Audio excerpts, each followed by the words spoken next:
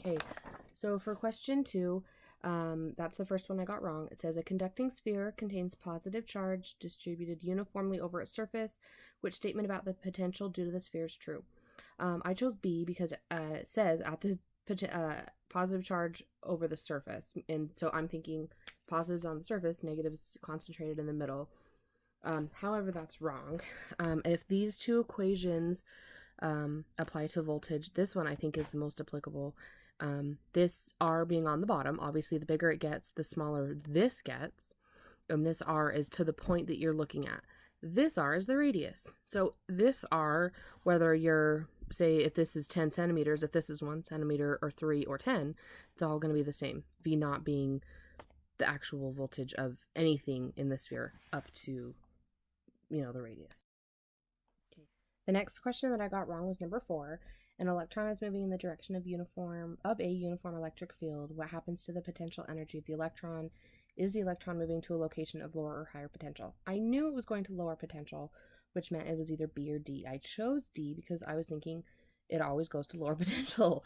However, as we can see from this equation, as R gets smaller, or as you get closer to the electric field, UE is going to get bigger, which, I guess in my head was counterintuitive, but as E is going to lower potential and lower potential energy are two different things, obviously.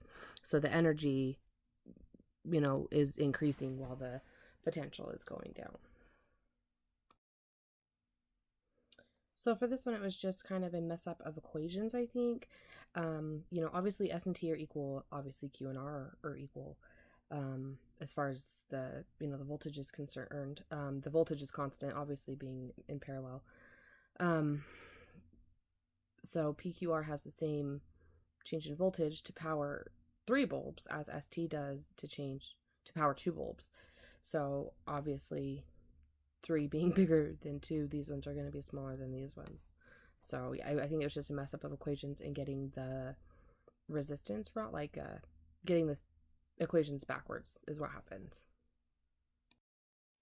Okay, I hope you can see all of this one of the paper.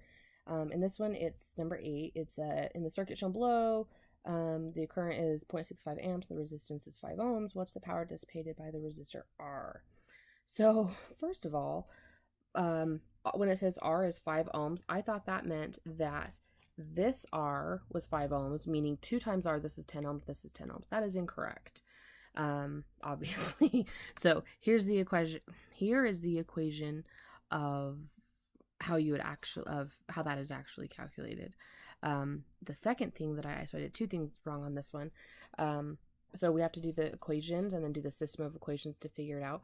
So you just start in a corner and then do the plus minus, and I do have the plus minus signs here so you can see where they relate as far as these equations. So starting here for these 2 equations, and then one's doing the little block and then one's doing the big block. So it was just a matter of doing the difference of equations, and then calculating resistance accurately is helpful too. Okay, for number 9, it's kind of similar to the last one. In the figure, if the current is 22 milliamps, determine the magnitude and sense or direction of the current in the 500 ohm resistor. The direction wasn't an issue for me. It was the mathematical, this part of it was what I had a hard time with. So, but these show the equations, again, based on you start in a corner and go around and, do positive, negative based on whatever direction you're going.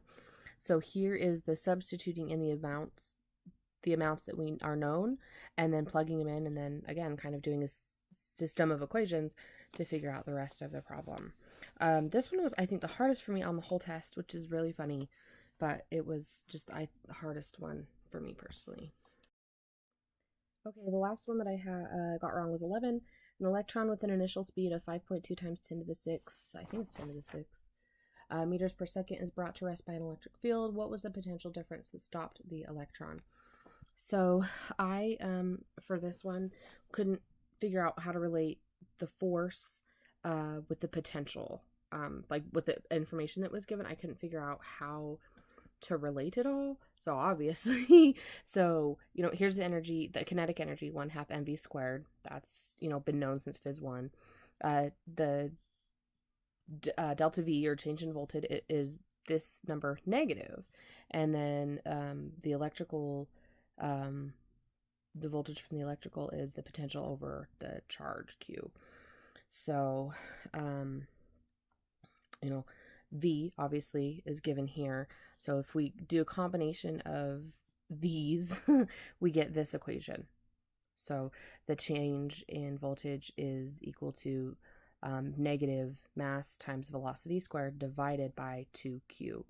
So obviously plugging in all those numbers is here, which gives us 77 volts, or 76.98 is the more exact number, but 77 if we're doing sig figs. And that is it. I'm so sorry it's late. Thanks.